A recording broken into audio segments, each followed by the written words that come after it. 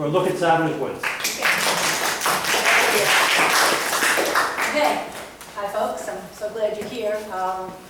And Rich, thank you. You used a lot of the words that we're going to use in our presentation, but we're going to have pictures with the same words, so you get to see illustrated pretty much what he told you. And a few other things as well. Okay, so I'm Lorraine, this is Gina. We're both volunteers at Sadler's Woods. It's an organization of several, like half a dozen people. We're all volunteers, volunteer organization completely. And we're going to now take a little trip through Sadler's Woods. Let me ask, how many of you know where Sadler's Woods is? Oh, that's great. How many of you have been to Sadler's Woods? That's wonderful. Okay, so the way Gina and I are going to do this tonight is, there's not going to be a question and answer period at the end. You can ask your questions as we go along, okay? Thing is though, this is mostly a presentation of pictures. So some of them we'll go through quickly, some of them we won't. So we have enough pictures to really occupy our time. So that leads me to the question of how much time do we actually have to show Whatever these? time it takes. Okay. Feel free. Okay, that's fine. Some of them I'll go through pretty quickly, and some of them you'll see they might be open for room for discussion. So let me start. Okay, so as Richard said, this is a unique woods. It's in the middle of a very developed area. It's in Haddon Township, New Jersey. It's 25 acres, right here in the middle. You can see with the red outline. It's surrounded by, that's all suburban sprawl. I'm going to actually go for a little walk through the woods with pictures. We're going to take a look at some of the old growth areas of the woods with very old trees. Then we'll take a closer look at some wildlife. We're going to tell you a little bit about the research that we do. Challenges as the stewardship, how we take care of the woods, and what we do for community outreach. So some history. This is how Sadler's Woods got its name. You can read it. I'll just pretty much just paraphrase it as we go. Joshua Sadler was a man who escaped slavery in Maryland in the 1800s, and he came to this area. He got a job for himself on a farm owned by a Quaker in Haddonfield. He managed to save enough money and he bought 5 acres of land, which today that land is sitting on the outskirts of Sadler's Woods. He didn't actually own the land that Sadler's Woods exists on at this point. And on that 5 acres, his family lived. It was a community of free black people, and they had, they have dispersed now throughout South Jersey, and up until a few years ago, some of his descendants still lived in that area. And we still see some of them when we do our cleanups or have special events, which is really heartening. The reason that it was named Sadler's Woods is because when this woods was preserved, they were looking through the history of the woods, and they were looking for different connections with Haddon Township. They came across Joshua Sadler's will, and in the will it said that none of his heirs should cut the trees on the property. So for that preservation edict, I guess, that's why the woods were named after him. And that was only recently, about, less than 20 years ago. Okay, so this is a quick picture of Sadler's town, what it looks like now. It's got a historical marker, which is what you see in the lower half of the picture, but that is the main street of Sadlertown. There are 2 streets that go through Sadlertown. And so these aren't historical houses. They've all been replaced since the 1800s, but the streets are still there, and there's an interesting feeling. It's very kind of old when you go in there. All right, so then another interesting history part. Sadler's Woods, everything gets developed, and especially when you saw that picture of the old development, the Township of Haddon wanted to put soccer fields there. And there was a big outcry from the school environmental. This is more than 20 years ago. The environmental club at the high school, residents were used to walking through there. People were used to dumping things in there. I mean, it was like really the only open property that was around at the time. And then there was a high school student. His name was Doug Hefty, and he made it his mission to find out more about Sadler's Woods, and he wrote a report about it. It was like 12 pages, and he wrote it for school, and this is a copy of it, a shot of the front cover, and he presented it to the developer who wanted to take the woods and turn it into condominiums, okay? And it actually, I guess through, a coming together of many different events, the developer decided not to develop it and actually turn the property over to the town. And so we've actually named a trail in the woods after Doug Hefty. This was, the date on that is 1975. So that's how long ago people have been trying to save it. Like I said, it wasn't saved until like 20 years ago. Just as a shot of people. 2002, this was around the time when things came to a head, and soon after it was settled, that Sadler's Woods could continue on as a woods. At the time, it was known as the MacArthur Tract. If anybody's from that area, you might know about it. So this is just a quote from my high school science teacher. He said, "For most people, a walk in the woods is like walking through a museum with 9/10 of the paintings turned to the wall." So one of our missions at Sadler's Woods is education. Here's a shot of our trail system. It's about a little less than 2 miles of trails, north-south, east-west. There's a stream that runs through it. You can see where Sadlertown is, right over there. And the rest of it, you can sort of peek through and you can see where the high school track field is and all that sort of thing, shopping centers. But you can get this map from online. You can go to the website and download it and have a trail map. It's also got markers for trees, so there are particular trees that have been called out for a very number of reasons. This is the welcome area at the trailhead where you can start. There's a couple of ways to get into the woods. This is the main way. This is what it looks like when you first step into the woods. It's kind of wild. It's got a lot of invasives. It's got fallen trees. It's got all the things that you expect from a wood that's being maintained by a small group of volunteers. Pretty natural. It's got its own stream. It's a tributary of Newton Creek, which runs into Newton Lake, which runs into the Delaware. It's got a meadow, a lot of birds in there, butterflies. It's nice to see how the meadow changes over the course of time, the different flowers that come up. Just some pretty pictures. This is an area that we've restored. We've actually pulled out all the mugwort and the garlic mustard and the angelica trees and, you name it. Things got pulled out of there, and that's how pretty it can look.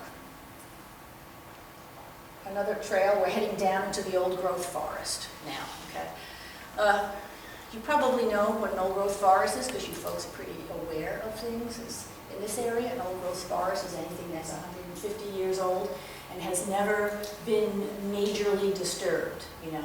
These woods were actually used by people. They'd send their pigs in to eat the acorns and that sort of thing. But it's never, the trees there for a good part of the woods have not been disturbed. They're the trees that grew up naturally several hundred years ago. So it's been able to be called, at least part of it, an old growth forest. Here's some examples. You have probably passed them. These examples I'm about to show you, those of you who have been to the woods, you may recognize some of these things. We've got 200-year-old tulip trees. The oldest tree identified in the woods, we had a scientist come out from one of the universities, and he did core samples, and he determined that this tree was either near to or over 400 years old. It's a white oak. It is not doing well these days. It is in decline. We expect it to fall into the ravine any time, but this is the oldest tree in the woods. Plenty of white oaks. This one's particularly nice because it's very wide. It's very wide. And this was the iconic tree of Sadler's Woods. It was an old beech tree, about 300 years old. Had that hole. We used to take people on tours of the woods, and little kids, we used to be able to get 7 kids into that hole. And it was made for great pictures and everything like that. We love this tree. We gave it a name. We called it the Emancipation Beech. But it succumbed to a windstorm. We had something called a derecho about 2 or 3 years ago. Came through a straight line through my neighborhood and knocked down a bunch of trees on the next street, left me alone. Went straight through to Sadler's Woods, and unfortunately, this being one of the oldest trees, and the tallest tree in this area, because if you know beech trees, they will just take over once they get to be mature. Nobody else is going to grow within the canopy of that tree. Well, this tree just succumbed. The wind came, knocked it over. And so as a result, what we have now is there it is laying on the ground. It was hollow, so it wasn't particularly strong. But the thing is, it's a down tree, and as you know, in old-growth forests, that's part of the characteristics of an old-growth forest. It's got a lot of the, how can I say, it's got a lot of old things, a lot of new things, a lot of things that are regenerating. It opens up canopies in the forest. It's got dead trees that are turning into, you know, into compost, and animals are living in them. So this is still there. If you go there now, you'll see the old beech tree. We pushed it back up, and it's about 10 feet tall now, cut off at the top, and this is laying right next door to it. That's just part of the cycle of what we let happen here. So as an example, some of the new stuff, some of the mixed age vegetations that you'll find in an old growth forest is here we have some understory growth of young beech trees that probably related to the beech tree that passed. They grow very well in Sadler's Woods. They're beautiful trees. They just call themselves out when you walk past one. They're so silver and smooth. Plenty of oaks and other things too. So this is a nurse log. This is a tree, of course, that went down, and a nurse log is things coming to life using the dead tree to rejuvenate the forest. So do anyone have any questions about anything I've shown you so far? Okay. Do you remember any of that stuff when you went through the woods? Yeah. Okay, so Gina's going to take you now on a closer look at some of the things that are in the forest. I gave you a general shot, and she's going to tell you some things about some of the more notorious parts of the woods.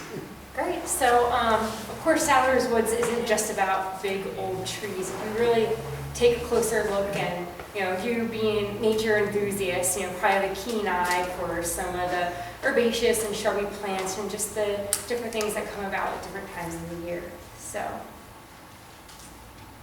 you might be familiar with this plant, especially this time of year. This is the American strawberry bush. The name is a bit deceiving because it is toxic to humans, although wildlife do love it, deer love it as well.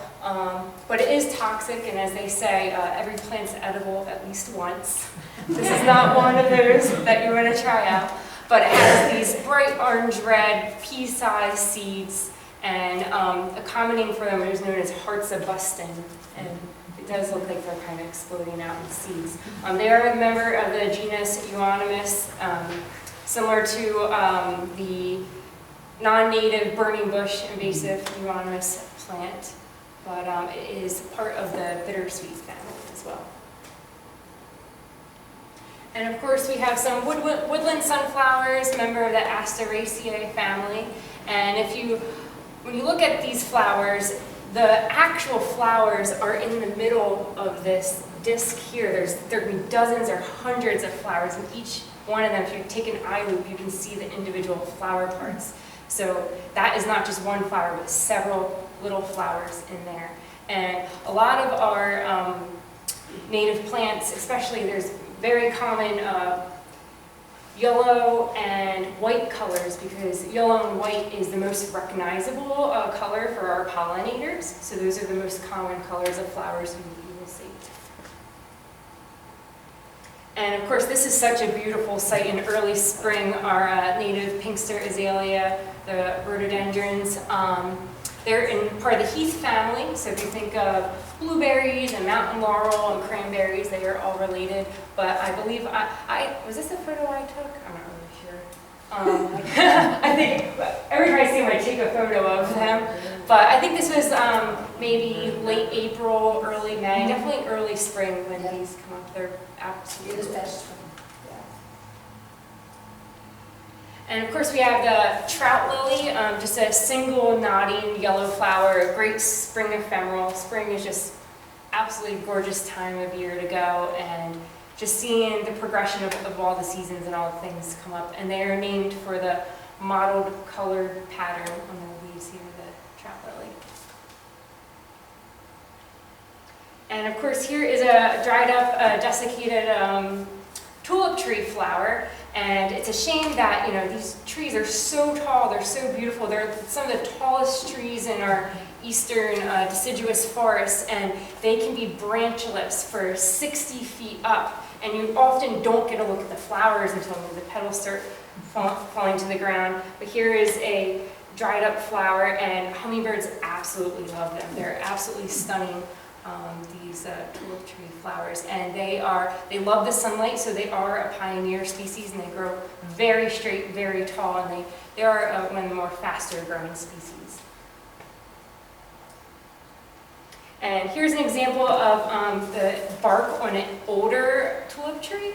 So as a tree matures, it gets into the old growth stage of its life. They do have certain characteristics, and one of them is this kind of like this sagging, balding, patchy bark. And as a tree grows, from when it's young to middle to older, the bark does change patterns and develop differently.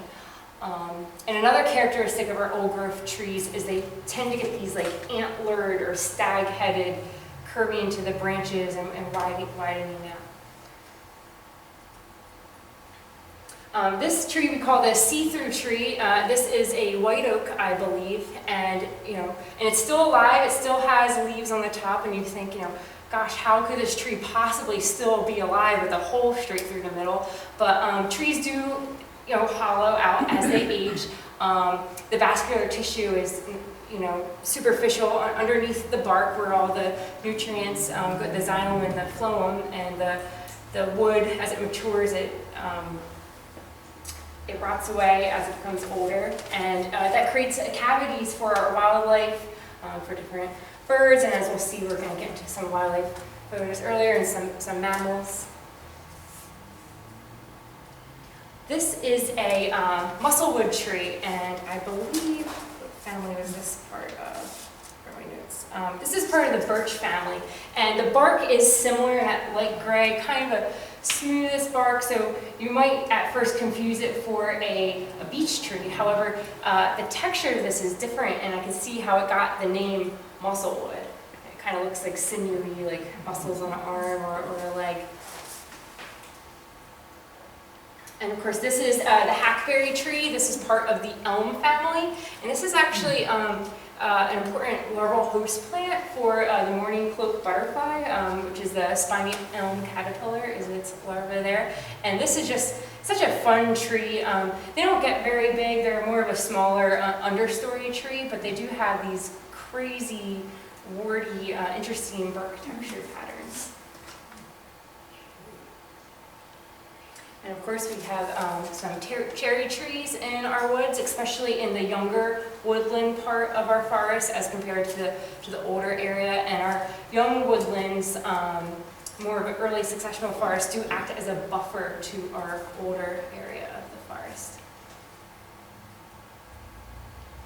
Over here, you're showing the roots of a beech tree, and they really do just shade out everything, these beech trees, except for their own, their own progeny that comes up. And they do have a pretty shallow root system here at times. And of course, unfortunately, the bark being so smooth, they are a favorite for people to vandalize and carve their initials in. And once one person starts carving into a tree, it seems just to invite everyone else to do the same thing. So that's why education is very, very important.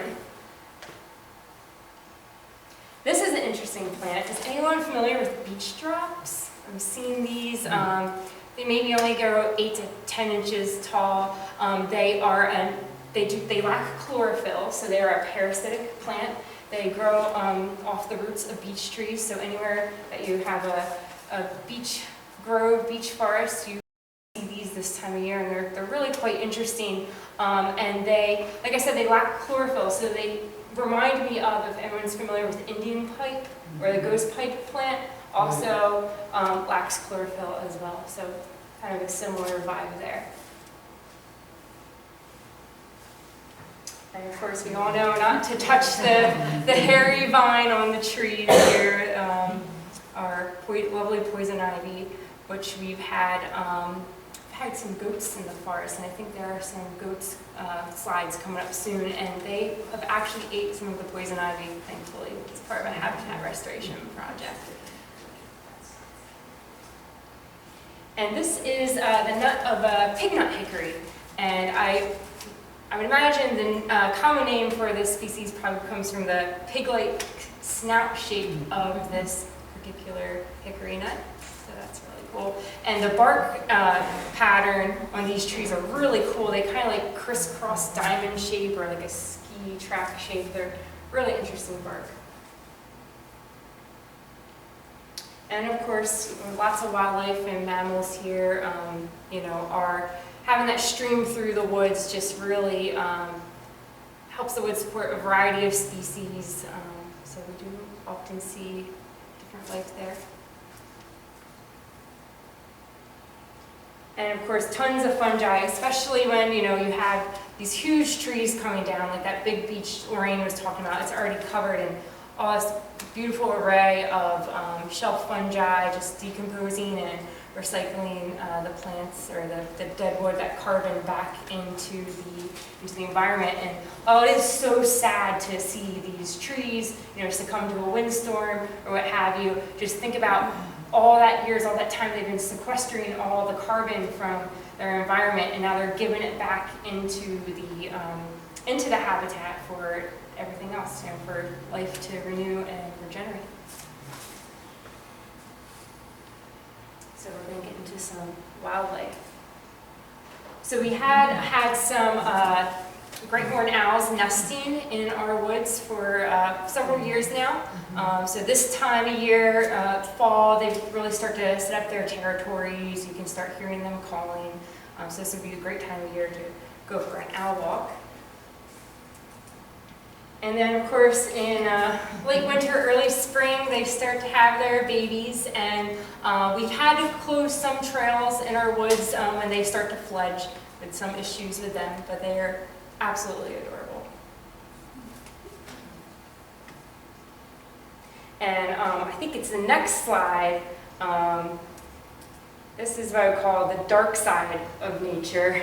I mean, everything has to eat right. And this is a photo from my personal collection. I bought myself my first DSLR camera in the beginning of COVID, and I'm still shooting on auto mode. I don't know all the crazy different settings for aperture mode and all these things, but I was testing out my camera, and me and my husband were going for a walk in Sadler's Woods, and I heard robins just going crazy, these birds freaking out, and I'm like, what's going on? Couldn't tell what was happening. We're walking, and out of nowhere, a red-tailed hawk just crashes down to the ground, immediately goes up and lands in a tree, like not 20 feet above my head. And I see it has something, and I couldn't tell what it was, but it was obviously eating something. And I'm just snapping away all these photos, and let me tell you, the birds were freaking out. And of course, I load the photos onto my computer later that evening, and I see, oh my gosh, it just took that baby robin out of their nest. So that's why the adult robins are pretty upset about that. So that was. There's some more grisly photos I have than that of this incident, but like I said, that's life, right? And we do have some interesting amphibian species here. So this really is an important habitat, especially since our global amphibian decline and overall biodiversity loss in general. Amphibians are really sensitive to the chytrid fungus pandemic that is going on and decimating their populations. So we do have different salamander areas in our Sadler's Run there. What does leadback phase mean? So this salamander, I'm not sure if this is a younger or older one with the darker phase, but normally being redback, it does have like a red stripe down the back. So I'm not sure if this is a younger or older version. Maybe it's It's an alternate version. Oh, It's it's like a having dwarf? brown hair or Oh, white hair, brown hair or blonde hair. They're all redbacks, but some of them don't have Okay. redbacks. it's like a different morph. Okay, that makes sense. Thank you. I think Lorraine, when me and Lorraine have been in the woods, there was a young boy who's just obsessed with salamanders, and he's so adorable, and he just loves flipping rocks and loves flipping the logs, and he will just find salamanders and he'll just pick them up and show everybody, and I do love his enthusiasm. Maybe he'll be a salamander or amphibian ecologist when he grows up, but he's just we ran into him probably like 3 or 4 times. It seemed like last year, every time we go to the woods, he would be there with his dad looking for salamanders. And we've had over 20 species Lepidoptera observed in the woods. So here is an example of the cabbage white butterfly in our meadow. You can see it. And of course, monarch butterflies. So we do have a wet meadow that we've been planting with native species. We have been certified as a monarch way station. And we've currently, I think recently, earlier this summer, we did plant more milkweed, which, with the drought, we had to lug in jugs of water to keep those seedlings saturated. And of course, unfortunately, we do know, the monarch butterflies are now on the endangered list. So it's really important that, they have this space in Sadler's Woods to multiply. And here is a woodland butterfly, northern pearly-eye. And now we're going to take a look at some of our research initiatives. So us volunteers, we will do our own research. We've also had different universities and school groups come in to do use our woods for their own studies. We've had macroinvertebrate sampling occur in the woods basically every year. Lorraine is going to talk a little bit more about some of the challenges we're dealing with, about some more extreme habitat and stormwater restoration that's going on. So doing these surveys now and taking a look at the biodiversity of our macroinvertebrates for indicators of water quality, doing them now will give us a baseline for when this restoration takes place, and to see after this restoration takes place, what does it look like afterward? Is there a drop in biodiversity, and hopefully it goes back up? So it's always definitely a good thing to take a look at the diversity there. And of course, you do want to see more sensitive macroinvertebrates, but you don't want only the sensitive ones. You want to see a species richness of all of them across the spectrum, and that's the healthiest. So this is, I believe this might have been the first time we did this, the moth count we did during National Moth Week in late July. We went out there for 2 nights and we're taking a look and seeing what we could find and tracked on our white sheet there. We have a new intern this summer who's really into entomology and insects, and he's really logging for us and taking excellent photos and maintaining an insect log. So he's been doing a really great job with that. This is something I did 2020 into the winter of 2021. Water salinity testing. So there's an organization called the Isaac Walton Salt Watch, I believe, and so they're kind of bringing awareness to the amount of salt that is spread on roadways, and of course it has to wash away somewhere, and we do get a lot of that salt ends up in Sadler's Woods, unfortunately. And I did take a baseline reading before our first snowfall, so I think it was either October or November, took a baseline reading, and of course the parts per million was fairly low, and then after our first snowfall of that year, I waited maybe like a day or two once the snow started to melt, and took another reading, and of course it was just way elevated. And as you saw earlier on the picture of the satellite image of Sadler's Woods, I mean, we're just surrounded by impervious surface. We have the school next to us, we have the Westmont Shopping Plaza, we have suburbia, we're just surrounded. So there's a lot of stormwater that flows off of these residential streets, and I don't think the one picture is in this slide, but we went to the woods, Lorraine and I, and there was just a pile of just rock salt, like, it was just absurd, and at that point, all the snow and ice on the road was melted, and there was just this surplus of salt all over the road, and it's just kind of heartbreaking because, you know, what salt does and how it negatively infects plants and the aquatic wildlife and just degrades the habitat, so that's definitely something to keep an eye on. And some challenges, which Lorraine will discuss about that. Thank you, Gina. Any questions about anything so far? Any comments? Oh, I have one. Access to it, we can just show up and walk and hike and walk. Yes, you can. Yeah, there's parking on the street. When high school's not in session, it's easy to park on the street and walk in. Oh, okay, all right, because somebody, we were talking and we didn't, because she had gone with a group tour. Yeah, you can go by yourself, walk your dog through there. One of the trails has a little bit of gravel on it, so you can push a baby carriage through it.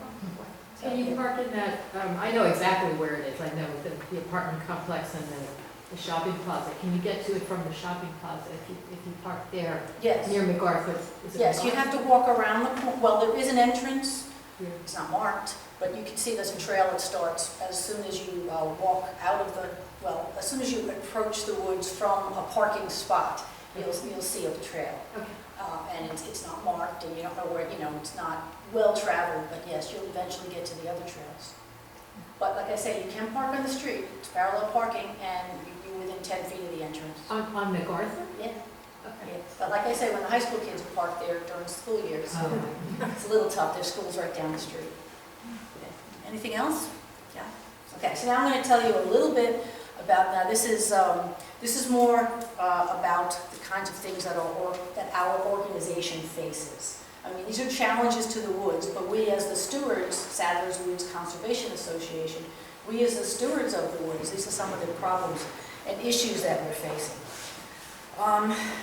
You know, it's so sad. I mean, people whose eyes are open to what invasive plants are, you know what it's like to, in the winter, be driving down a street and, you know, no tree is in leaf except for up ahead you see a bunch of green, and you know it's not. You know it's not it's not supposed to be there. It's usually ivy or some other invasive thing that's climbed up the tree, and that's one of the reasons why invasives are so successful. It's because they can survive. English ivy, evergreen, grows, you know, year round. So we've got a lot of that. Like as I told you in the beginning, the woods are 25 acres.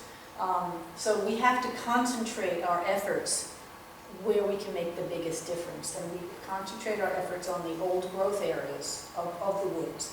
This picture was taken in the new growth. This is a part of the woods that was probably farmland maybe 40 years ago. So most of these trees are 40, 50 years old.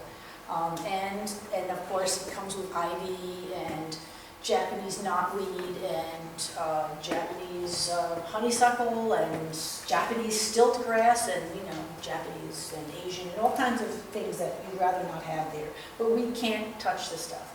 That's one of the reasons why you'll see one of our solutions. I'll show it to you soon.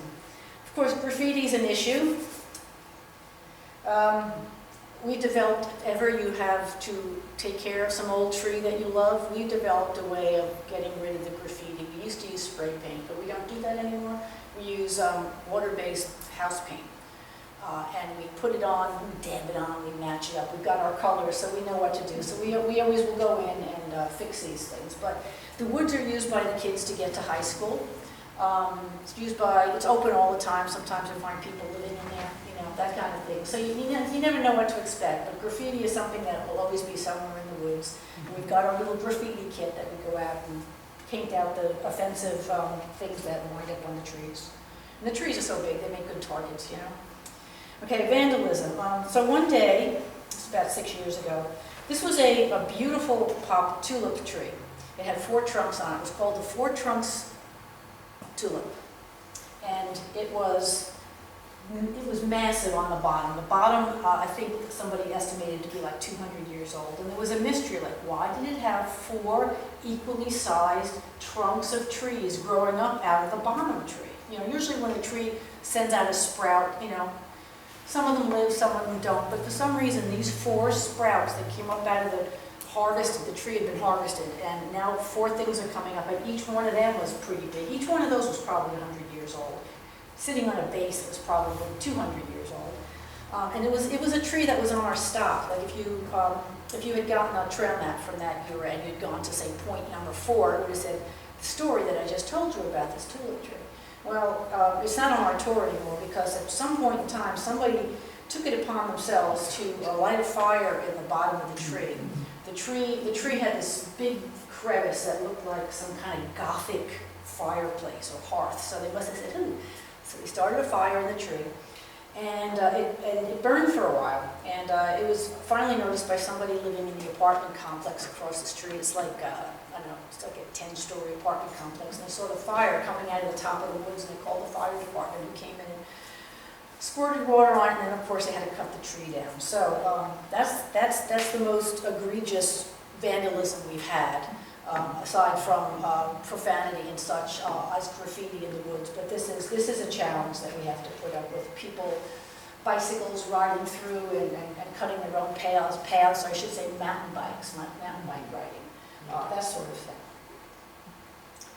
And then wind damage. This is it's amazing to see how shallow roots are in a tree. We've got dozens of examples of this, especially since that storm came through a couple of years ago, the one that knocked out our beloved beech tree.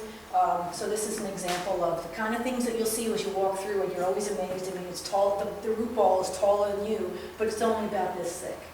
You know, we know those little hairy roots go down deeper, but when it comes to the roots that are holding the tree in place, it's so shallow. And the main thing that's holding the tree in its position, you realize, is it the weight of the tree.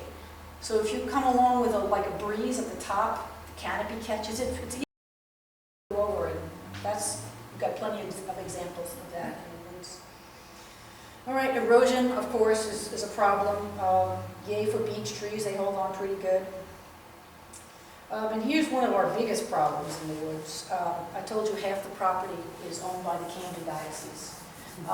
And so it's connected to the part that's owned by Haddon Township, but we don't have like the full rights to be good stewards to this part of the woods. And so there's been a number of things that are going on for a long time in the woods that we can't really do anything about. One of the things is there's a high school near there called Paul VI High School. They've got baseball fields and football fields and soccer fields, and all the water that lands on that property lands, and if any of it runs off, it goes to one drain in the middle, and then all that water runs to one pipe, which then is this pipe right here, that comes out, and the outfall goes right into the stream that you've been seeing pictures of. And over the years, this pipe used to be 10 feet longer than it is. And it's broken, and all that cement that you see there at the bottom, that was part of the head wall that held all that pipe up. But it's broken and it's eroding, and so there's this little sort of cliff, you know, there's a ravine that the stream is in, and it goes along, but then it kind of jogs in where this is because of the erosion. All the erosion took out everything that's in there and washed it downstream. And as a result, the sediment that got washed out from here wound up in Newton Lake, which is downstream from Sadler's Woods. And you may have heard about the dredging project that's happening in Camden County. It's a $25 million dredging project to help the waterway, which was filling up with duckweed and algae. It's getting very shallow, and part of the reason is that all the dirt that was on this hillside has now wound up in Newton Lake. So taxpayer money is paying for the issue that was caused by the Diocese of Camden, who has never fixed this, and they don't have to fix it because it's grandfathered in. So one of the things that is happening very soon is the county is coming in and fixing a lot of this stuff, and they're doing an erosion control project. They're going to re-engineer this and all. I'll talk about that when I get to that slide, but this is a major headache for us in the woods. And I have to say, they're not real responsive to it. So when we talk about a challenge, this has been one of our biggest challenges, is trying to get them to let us do maintenance on the woods and try to get them to do things like storm water management up on their land, so that they can giant rain barrels, rain gardens, swales, put the water back into the earth, but instead it runs off into the stream. Okay, so I told you about the dredging project that Camden County is doing for very, very many millions of dollars. This is just a throwaway kind of picture just to let you know, for you to look at it while I tell you a little bit about what they're doing.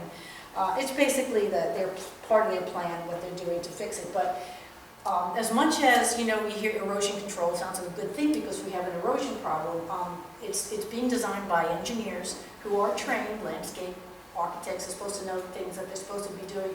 But we've got a special situation in Sadler's Woods, and that's the old growth trees. The fact that these trees are very old. A lot of them are, in late midlife or very late life, and we have concerns. I mean, it's a unique tree. I think there's only 4 old growth stands of woods in New Jersey.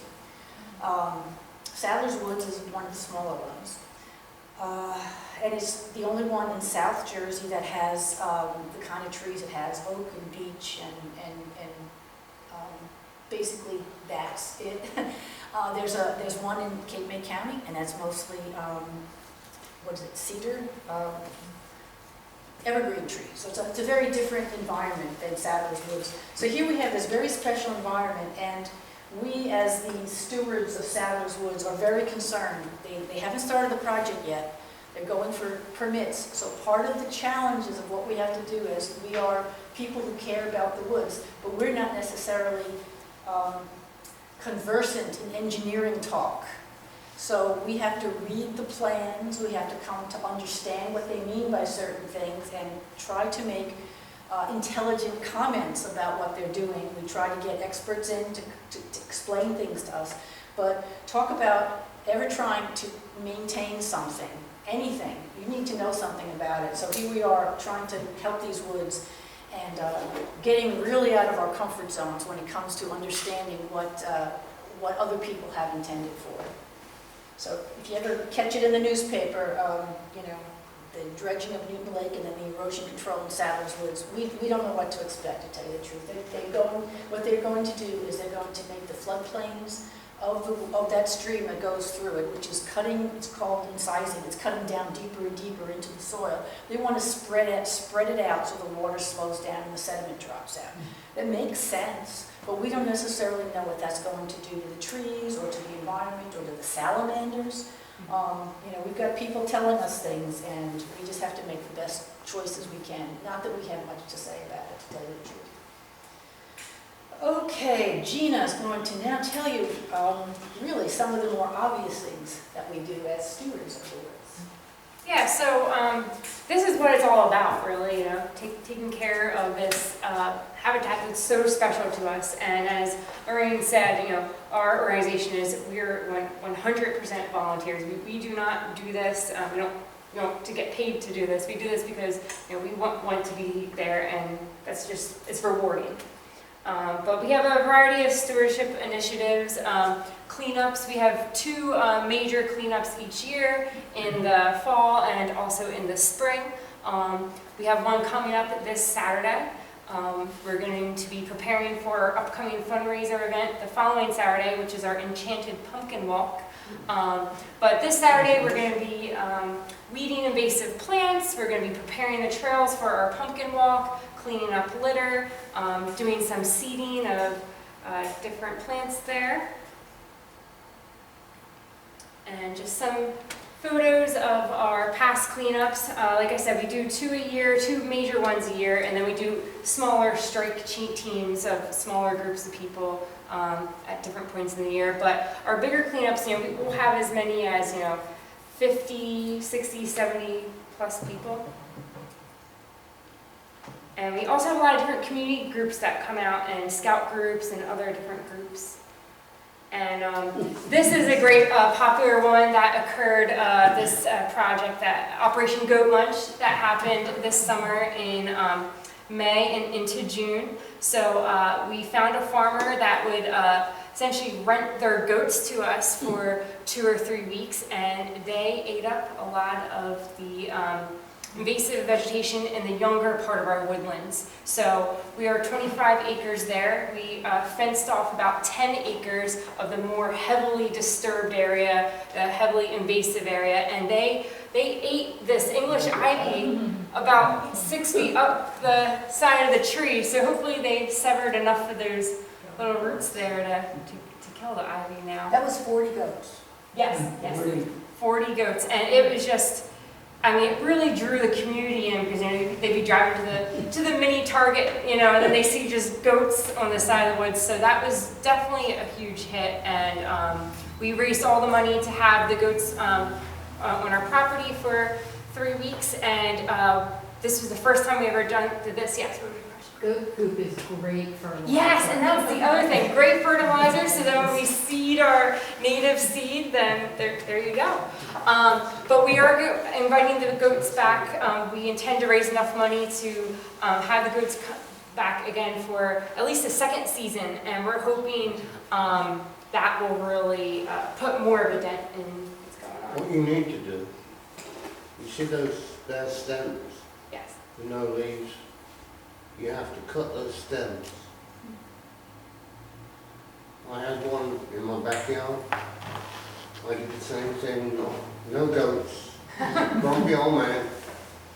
So I took everything from 6 foot down to the bottom. And you look at it now, the whole ivy thing on the tree is dying. Yes, it turns like brown, and it just, yes, that's a good point. But So we we do do have to get the roots. sever those roots, sever those stems. The goats don't get the roots. We have to go in and like Chop them. That's pull a and chop good them. point. and- Do some work. But, you know, we really had our, Come out on Saturday, we'll put you to work. yeah, if anyone's interested in picking up litter, or if you know somebody else who's interested in this sort of stuff, we love, you know, volunteers. Head over to our website and you can sign up for that for this Saturday. They love honeysuckle and poison ivy too. Oh, yes, yes, yeah, they eat, and, you know, they do eat native things as well, but like I said, they were in the more heavily disturbed area, which is way more overrun with invasives than there are natives. So I guess it's kind of like a trade-off there. But this is where they will do the most, you know, their best work and the most good in this part of the forest. And when you walk down the main trail from behind our welcome area, you can see to the right where they were grazing, and to the left where they weren't grazing, where they didn't have access to, and it's just such a difference. And this is an important photo. So, you know, we've collaborated with REI. They've given different grant money and stuff to us. But this gentleman here in the blue jacket, that is a direct descendant of Joshua Sadler. And I believe until recently he lived in Philadelphia, but I think he has since moved out of the area. But he has come to a lot of our events, and that's really special to have a descendant of Joshua there. And of course, our Enchanted Pumpkin Walk. So this year is our 3rd annual, so it's a very newer event, and that is on Saturday, October 22nd. But the way this walk works is we have volunteers carve for us 160 pumpkins. And then we line the trails with these pumpkins, and as a fundraising event.